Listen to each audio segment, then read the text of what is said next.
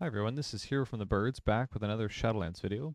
In this video we're going to be taking a look at Necrolord Holy Paladin. I finally made my way over to the Necrolord Covenant just to check out a few builds and work on some things. And I just wanted to bring to you a first taste. We're going to look at a Darkvein LFR so you can see it in action a little bit. I can talk through some of the things that I'm thinking about. But before we look at that, I just want to cover the basic idea that I see here and one of the major benefits of going Necrolord as a Holy Paladin.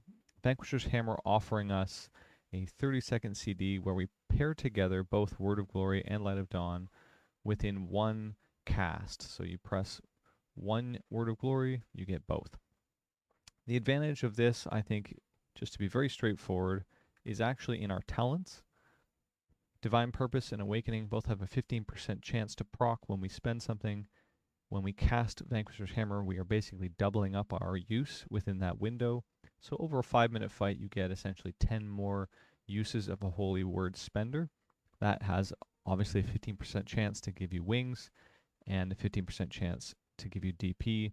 And these two work together, meaning any proc of DP you get is another opportunity to produce another awakening. So for me, the Necrolord interaction is actually in the fact that you get potentially far more uptime on Avenging Wrath, and likewise more opportunities to produce Divine Purpose.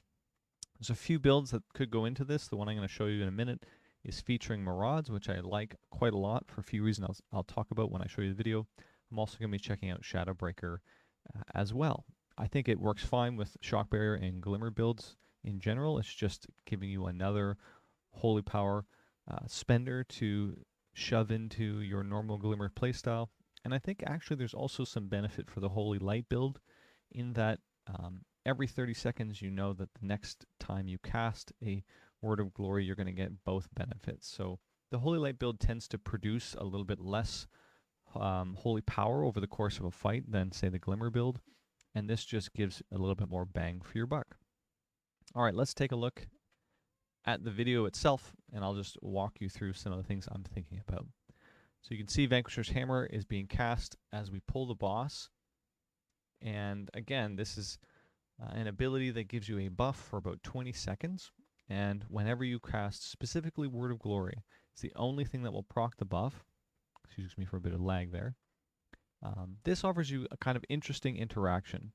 If you use your Holy Power on Light of Dawn, you will retain the buff from Vanquisher's Hammer. So there's no need to use it up right away. You can go through your normal rotation and you can be Light of Dawning the entire raid. If you're doing Marauders like I'm doing here, you can do Light of Dawns into your spot healing with Light of the Martyr without ever consuming the Vanquisher's buff. And then as it ticks down closer to the end, or if you have someone that you really need to spot heal, you can use your Word of Glory, and that will also cast your Light of Dawn. Now, for most of us, and in most of the content we do, especially if you're doing Darkvein and Heroic, something like that, the damage intake is pretty high, so you're likely to be casting the Word of Glory fairly close to CD after you press Vanquisher's Hammer.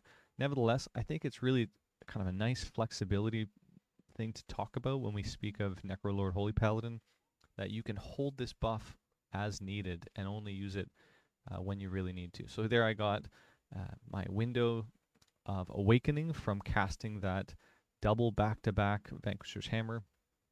And I just think this is actually a fairly really useful build for Martyr, because Vanquisher's Hammer also heals you when you take the conduit, the potency conduit. It's going to amplify the damage of Hammer and then heal you for that amount, and it scales pretty high. I think the final conduit is like 100% extra damage bonus, and therefore the healing on it. So you can do some interesting things like Martyr somebody with your Marauders proc, and then cast Vanquisher's Hammer to heal yourself back up.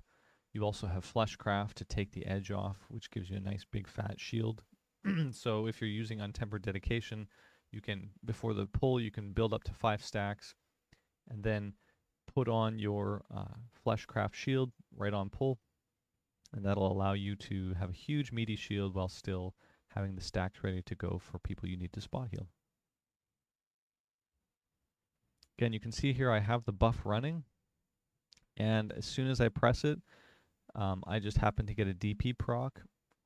Again, if you think of it as being essentially 10 extra uses of your holy power spenders over a 5-minute fight, you'll see the value of compressing this down. And if you're playing a Glimmer build where you have Crusader's Might alongside this, you can produce quite a lot of holy power and potentially have a huge uptime on Awakening and a huge uptime on DP.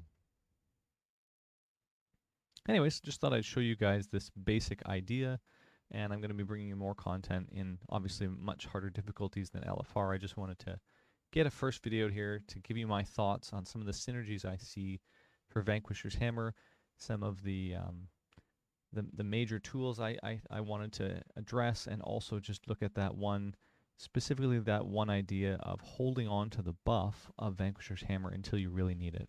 The damage isn't bad too, guys. 1.3k. Vanquisher's Hammer is doing fairly well. Thank you guys for watching, and we will catch you again next time.